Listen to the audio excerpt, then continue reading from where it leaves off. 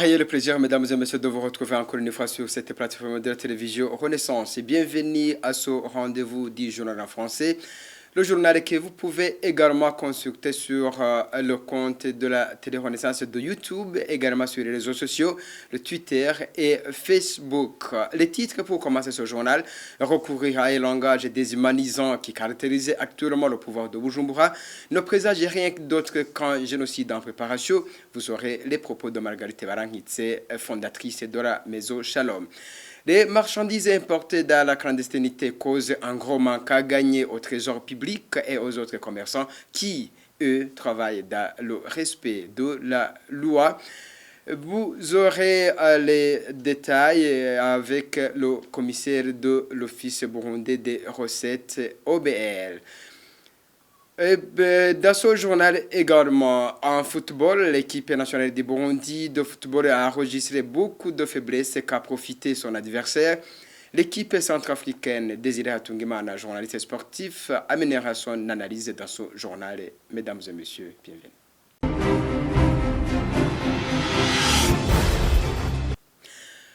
Ce 14 novembre est le 24e jour de séjour des 4 reporters du journal de groupe Iwachu et des chauffeurs derrière les barreaux. Kamikazi Christine, Ndiroussa Agnès, Mozenzi Terence, Alelimana Égide et Massabarakiza Adolphe ont été arrêtés le 22 octobre 2019 alors qu'ils se rendaient à Musigati de la province de Bubanza où se déroulaient des affrontements entre les rebelles et les forces de l'ordre. Une semaine plus tard, la chambre d'appel du tribunal de grande instance de Bubanza les inculpés d'atteinte à la sécurité intérieure de l'État. Ils sont toujours incarcérés à la prison centrale de Bubanza. Recourir à un langage déshumanisant qui caractérise actuellement le pouvoir de Bujumbura ne présage rien d'autre qu'un génocide en préparation. C'est ce qu'affirme Madame Margarita Barangitse, fondatrice de la Maison Shalom. Elle réagissait aux messages qui circulent sur les réseaux sociaux, traitant de prostituées Tutsi les femmes et les filles qui travaillent au bureau de l'Union européenne au Burundi. Pour Mme Barangitse, ce langage n'est pas nouveau pour les partisans du pouvoir du CNDD-FDD. Elle-même a déjà été traitée de tous les noms sur ses réseaux sociaux. Marguerite Barangitse. Moi, je crois que nous le disons et on ne voit pas la gravité. J'étais à Montréal dans le musée de l'Holocauste. Quand on regarde tous les régimes fascistes, ce qu'ils ont fait pour assassiner l'autre, ils l'ont d'abord déshumanisé. Donc, comme ici au Rwanda. Et déshumanisé, comme on a commencé, on a dit que nous sommes des mougéries. Maintenant, nous sommes des prostituées.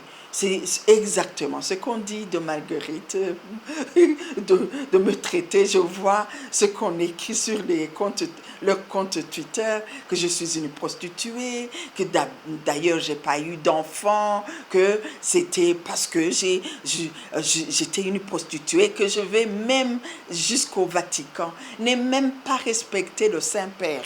Dès que Maggie est allée encore séduire le Saint-Père. Ça va au-delà. Vous savez que ceux qui ont analysé la crise burundaise, parce qu'il y a 10 éléments qui prouvent, qui montrent qu'un génocide, qui prépare un génocide.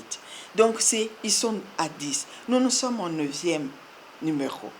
C'est-à-dire que bientôt, ça sera seulement le sifflet. Et nous sommes là à l'écrire sur les WhatsApp, comme si ça ne peut pas arriver. Et ça, c'est très grave. Nous devrions nous mettre debout et refuser ce génocide qui peut arriver. Les colons et la cause des mauvais pouvoirs, c'est ce que dit Évariste Ndayishimiye pour le secrétaire général du parti CNDD-FDD au pouvoir. Ce n'est pas l'ethnie qui tue, mais plutôt les mauvais pouvoirs qui ont succédé aux colons. Évariste Ndayishimiye l'a déclaré mercredi lors du lancement de la semaine dédiée à ce que le CNDD-FDD qualifie de héros du CNDD-FDD. Suivez. Ce n'est pas le Tinikiti, plutôt c'est un mauvais pouvoir. Les Blancs, quand ils sont arrivés, ils ont renversé le pouvoir monarchique en introduisant un pouvoir qui combat le peuple burundais. Et voilà, le Burundi venait de tomber dans l'esclavage. La population burundaise est devenue un esclave chez elle. Nulle part au monde où le corps de défense nationale mène des attaques à l'endroit de son peuple. Nous savons bien que le gouvernement est interpellé à protéger sa population pour que cette dernière soit en sécurité.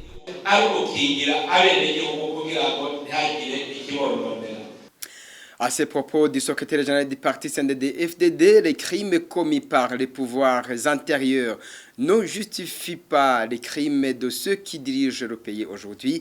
C'est pourquoi le secrétaire général du parti CNDD-FDD ne devrait pas chercher à innocenter les systèmes en accusant ceux qui ont colonisé le Burundi et le pouvoir qui les ont succédé.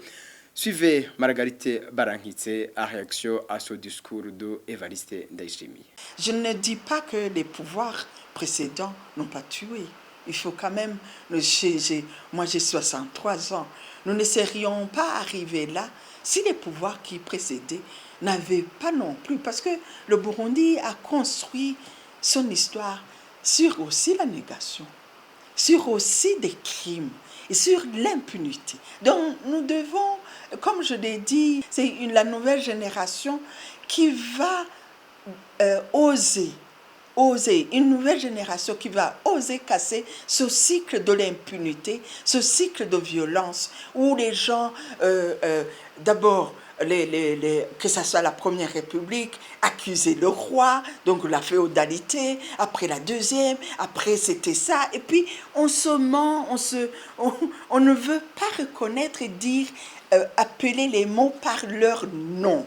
Moi, je refuse, je voudrais que tous ceux qui ont fait que ce Burundi tombe, et que ce Burundi, qu'il y ait des massacres, qu'il y ait, donc, depuis 65, nous ayons l'audace. Et j'aimerais dire à Evariste Ndayishimiye, monsieur, vous vous trompez, parce que vous accusez les autres, mais la nouvelle génération qui est en train de naître va aussi vous accuser de cette tyrannie, de ce génocide que vous préparez. Et la vérité finira par triompher. Ils vont nous tuer, mais ils ne pourront pas. Comme dit l'adage Kirundi, imanga ni marira imana. Et nous devons être debout, refuser la terreur, refuser le fascisme et distribuer cette dignité. Parce que nous ne pouvons pas être apatrides. Nous avons une patrie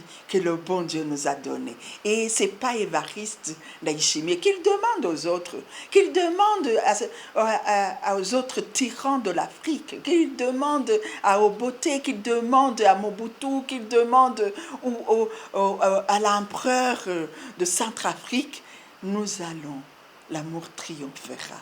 Et nous allons lui dire, nous avons noté la date, et nous lui dirons, monsieur, notre frère criminel, nous sommes là, nous ne viendrons pas nous venger, mais nous allons leur rapporter la dignité et la compassion, et puis la justice sociale.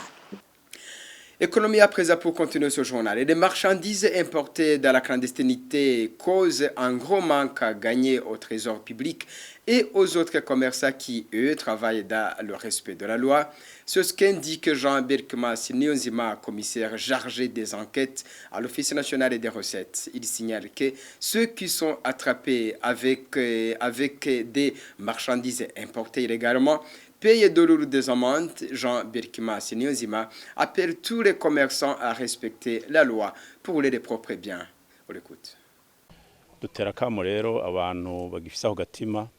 On lance un appel à tous ceux qui ont cet esprit. Quand ils sont attrapés, ils paient beaucoup d'amendes. En plus, il fait une concurrence déployée à ceux qui passent dans des voies connues. Comme ils ne payent pas les mêmes taxes, ils vendent à bas prix, ce qui fait qu'ils ne travaillent pas dans les mêmes conditions. C'est pourquoi on lance un appel pour qu'ils arrêtent cette pratique qui a des conséquences néfastes. Nous remercions la police avec qui nous travaillons ensemble. C'est vrai, les employés de l'OBR sont un peu partout, mais ils ne peuvent pas être dans tous les endroits. Là où on ne trouve pas les agents de l'OBR, la police nous le signale. car, bien sûr, nous travaillons ensemble. Football avant de clore ce journal. La défaite de l'équipe nationale Inhamba Murugamba contre l'équipe centrafricaine n'est pas étonnante parce que l'équipe nationale Inhamba Murugamba en général aligne ce dernier moment des joueurs qui évoluent dans les équipes moyennes de la sous-région. C'est un constat de Désiré Hatungimana, analyste sportif. Désiré Hatungimana affirme aussi que l'absence de 6 titulaires dans le match des Inhamba Murugamba contre l'équipe centrafricaine, cela a motivé l'équipe centrafricaine de battre facilement les Inhamba Murugamba. Analyse de Désiré Hatungimana. La défaite des Inhamba Murugamba est due à la faiblesse de l'équipe du Burundi. C'est une équipe faible. Je dis l'équipe qui a joué en Centrafrique, c'est une équipe faible, composée de joueurs qui jouent dans des équipes moyennes. Les joueurs burundais ne sont pas des professionnels qui évoluent dans de grandes équipes en Europe ou en Asie. Non, pas du tout. Ce sont des joueurs qui jouent dans la sous-région pour la plupart. Mais cette défaite, elle est due aussi à plusieurs absences. 6 absences dans une équipe comme le Burundi, c'est trop. En plus, des joueurs cadres. Prenons par exemple les défenseurs Frédéric Sabiyumva et David Nshimirimana qui jouaient dans l'axe de la défense du Burundi. Tous n'étaient pas là. Le capitaine Saïdo Berahino n'était pas là aussi. Gaïer non plus, Christophe Ndouarougira non plus et Pierre Cuisera également. 6 titulaires dans une équipe comme le Burundi, une équipe qui se cherche, une équipe trop jeune. Je vois que la Centrafrique a eu la chance et elle en a profité. Parce que avec ces absences, il était trop difficile que les joueurs d'Olivier Nyongeko s'imposent à Bangui. C'était vraiment difficile parce que le Burundi comptait sur ces joueurs qui étaient absents. Parce que nous n'avons pas plusieurs joueurs comme le Sénégal, la Côte d'Ivoire, le Mali. Nous avons des joueurs moyens qui ne sont pas nombreux, même ceux qui évoluent à l'étranger. Et s'il y a alors plusieurs absences, ça handicape sérieusement l'équipe nationale. D'ailleurs, j'ai peur pour cette équipe nationale qui va jouer contre le Maroc mardi au stade de Inouari. Ça sera très difficile d'affronter cette équipe. Une équipe qui contient des professionnels de qualité qui jouent même la Ligue des Champions en Europe. Alors qu'Olivier Nyongeko sera encore une fois obligé d'aligner une équipe remaniée suite à ses blessures. Je pense que pour le Maroc, ça sera encore plus dur que le match qu'ils ont joué à Bangui.